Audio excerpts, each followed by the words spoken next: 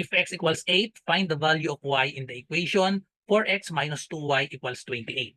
So to solve this, all we have to do is substitute x equals 8 in this equation. So palitan lang natin itong x ng 8. So we have 4, imbis na x, palitan natin ng 8, minus 2y equals 28. Then solve for y.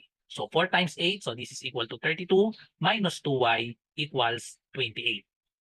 So since 2y is negative, so we can put 2y to the other side and then 28 to the other side at the same time. So we have 32, 28 transpose will become negative 28, and then negative 2y transpose to the other side will become positive 2y. Simplify 32 minus 28, that is equal to 4, equals to y, and then last step, divide both sides by 2. So therefore, the value of y is equal to 4 divided by 2 is 2. Letter D.